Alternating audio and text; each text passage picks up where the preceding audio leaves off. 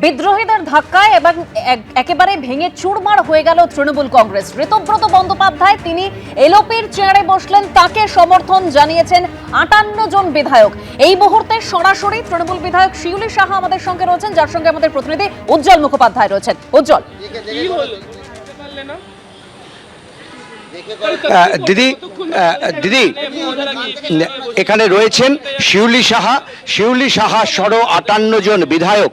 তারা কিন্তু আজকে অধ্যক্ষকে চিঠি দিয়েছেন এবং অধ্যক্ষকে চিঠি দিয়ে তারা দাবি করেছেন যে বিরোধী দলনেতা হিসেবে তারা চান ঋতব্রত বন্দ্যোপাধ্যায়কে, এবং ঋতব্রত বন্দ্যোপাধ্যায়কে তারা যেমন চেয়েছেন সেটা কিন্তু অধ্যক্ষ মেনে নিয়েছেন। আমার সঙ্গে রয়েছেন শিউলি সাহা, আমরা একটু কথা বলে নেব। দিদি, একটা বিষয় সেটা হচ্ছে যে এই বিদ্রোহের পথে হাঁটলেন কেন আপনারা? বাধ্য হয়েছে, বিদ্রোহ নয়।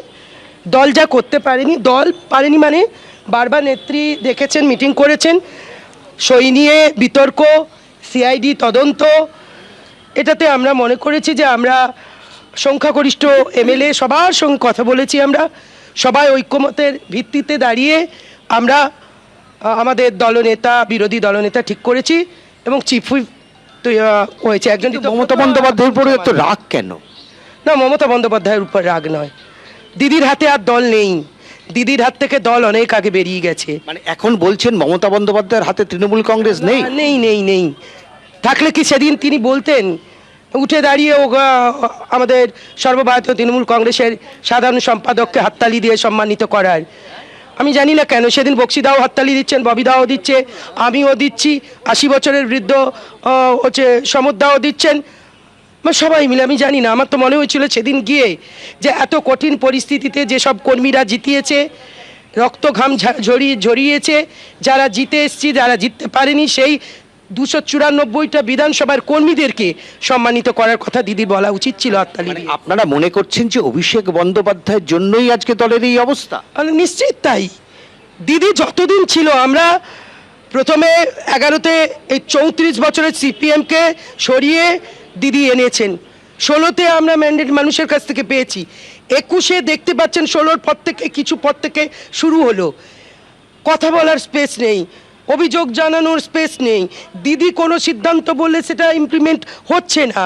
বহু ক্ষেত্রে দিদি বলে দিয়েছে এটা করে দে, করা হয়েছে, তারপরে তাকে চেঞ্জ করে দিদির নির্দেশকে অমান্য করে আপনারা মনে করছেন যেটা বলেছে সেটাই হয়েছে। এটা কি মনে করছেন অন্ধস্নেহ? দিদি বুঝতে পারবেন, দিদি যদি একটু বোঝেন, একটু চেষ্টা করেন আমাদের কে না বকে না সরিয়ে দিয়ে আমাদের কথাগুলো যদি একটু শোনেন। আজও দিদিকে আমরা অভিভাবক ভাবি, এখনও দিদি আমাদের অন্তরে, দিদিকে শ্রদ্ধা একটুও কমবে না। দিদি একটু ভাবুক কি করছে।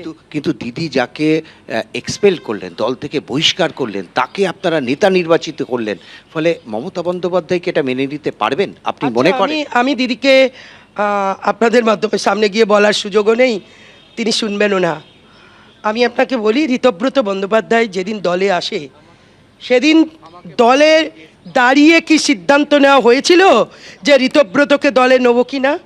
তিনি সিদ্ধান্ত নিয়েছিলেন। রাজ্যসভায় কারা যায়? আপার ক্লাসের মানুষ একদম। রাজ্যসভায় তাকে এমপি করে কে পাঠিয়েছিল? দলনেত্রী। আইএনটিটিউসির রাজ্য সভাপতি তৃণমূল কংগ্রেসের কে করেছিলেন? মমতা বন্দ্যোপাধ্যায়। উলুবেড়িয়ার বিধায়ক কে করেছেন? মমতা বন্দ্যোপাধ্যায়। আজকে কথা বললে হবে? আমি তো বুঝি না এই প্রশ্ন মানে তো তাকে পছন্দ করতেন, কিন্তু অন্যায় করেছেন বলে হয়তো সরিয়ে দিয়েছেন। আচ্ছা, অন্যায়টা কি করেছেন? তিনি এতবার তাকে পোস্ট দিলেন, তাকে রাখলেন, আর সে বিরোধী দলনেতা হওয়ার প্রস্তাব আসতেই সে খারাপ হয়ে গেল। অদ্ভুত কথা বলছেন। আমরা সবাই তো দিদির যা সিম্বল, তৃণমূল কংগ্রেসের সিম্বল, দিদির ছবি নিয়ে জিতেছি। দিদি যদি মেনে নেন এটাকে, আখরুজ্জামান কে? আপনারই তো বিধায়ক। শিউলি সাহা 6বার টিকিট দিয়েছেন আপনি, 4বার বিধায়ক হয়েছি, আপনারই সৈনিক। যার দল তাকে আপনি উপদেষ্টা করছেন, পুরনো দিনের লোক, তা আপনার মেনে নিতে আপত্তিটা কোথায়? কোথায় অন্ধ স্নেহ আপনার কাজ করছে? দাবি করবেন অভিষেক বন্দ্যোপাধ্যায়কে সরানো ওটা ওনার ব্যাপার। আমি শুধু বলবো নেত্রীর ভাবুন একবার, ভাবুন, একটু ভেবে চিন্তা নিন বাবা, প্র্যাকটিস করুন, কি দিদি ভেবে সিদ্ধান্ত নিক, একটা ভাবা উচিত। আমি বলবো 80 জনের 60 জন, আমরা প্রত্যেকের সঙ্গে কথা বলছি, আজকের 80 জনের 60 জন এক রায় দিয়েছে, আর যারা আছে এই 20 জন না, আমি এখন নামগুলো বলবো না, একটু আড়ালে গিয়ে জিজ্ঞেস করুন, তারাও একই কথা বলবে। সবাইকে নিয়ে থাকতে চাই, 80 জনই চলে আসুক, দিদি আমাদের পরামর্শ দিন, আমরা ফ্লোরে কাজ করব, বিজেপির বিরোধিতা করব, বিজেপির বিরুদ্ধে লড়াই করব। একেবারেই শিউলি সাহার দাবি যে 80 জনে চলে আসুন এবং তারপর মমতা বন্দ্যোপাধ্যায়ের নেতৃত্বে তারা কাজ করবেন। একেবারেই উজ্জ্বল শিউলি শাহ তৃণমূল বিধায়ক, তিনি স্পষ্ট বলছেন যে মমতা বন্দ্যোপাধ্যায়ের হাত থেকে দলটা অনেক দিন আগেই বেরিয়ে গেছে। আমি এখান থেকে একটু প্রদীপদার কাছে আসবো। প্রদীপদা, যে দলটা 15 বছর ধরে শাসন করলো, শাসক দল হিসেবে যে দলটা 15 বছর ছিল, যার নেত্রী মমতা বন্দ্যোপাধ্যায়, তার হাত থেকে দলের রাশটা আজ একেবারেই নেই। শিউলি সাহা যে কথাটা বলছেন অন্ধ স্নেহ, সেটাই কি কাল হলো তৃণমূলের? কবি সুভাষ মুখোপাধ্যায়ের একটা কবিতা আছে, লোকটা জানলই না, বাদিকের বুক পকেটটা সামলাতে সামলাতে তার ইহকাল পরকাল গেল, লোকটা জানলই না। আজকে মমতা বন্দ্যোপাধ্যায় এই যে গত এতদিনের রাজনীতি, আমি তো মনে করছি মমতা বন্দ্যোপাধ্যায় বেঁচে আছেন না মারা গেছেন, মানে এইটা খুব গুরুত্বপূর্ণ। তার কারণ বালাসাহেব ঠাকরে মারা গেছিলেন, তারপরে বালাসাহেব ঠাকরের যে শিবসেনা, সেটা কোনটা ভালো, বালাসাহেব ঠাকরের আদর্শকে ফলো করছে কিনা, সেটা নিয়ে বালাসাহেব ঠাকরে কিছু বলতে পারবেন না, কারণ তিনি বেঁচে নেই। মমতা বন্দ্যোপাধ্যায় বেঁচে আছেন, ইমিডিয়েট বলুন মমতা বন্দ্যোপাধ্যায় কার সাথে আছে।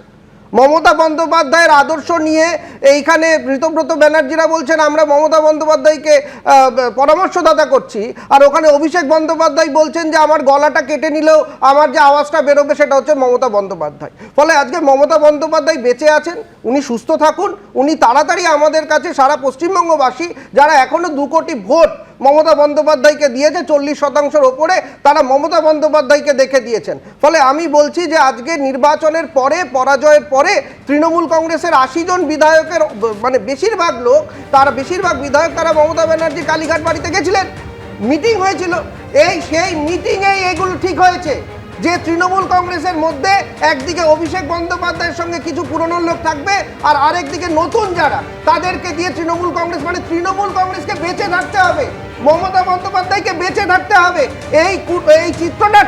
এই চিত্রনাট্য কালীঘাট বাড়িতে মমতা বন্দ্যোপাধ্যায়ের নেতৃত্বে, মমতা বন্দ্যোপাধ্যায়ের কৌশলে এই চিত্রনাট্য হয়েছে। কারণ মমতা বন্দ্যোপাধ্যায়ের কথা ছাড়া, মমতা বন্দ্যোপাধ্যায় যারা সৈনিক বলছে, সবাই তো মমতা বন্দ্যোপাধ্যায়ের সৈনিক, মমতা বন্দ্যোপাধ্যায়ের কথা ছাড়া কেউ কিছু করেন না।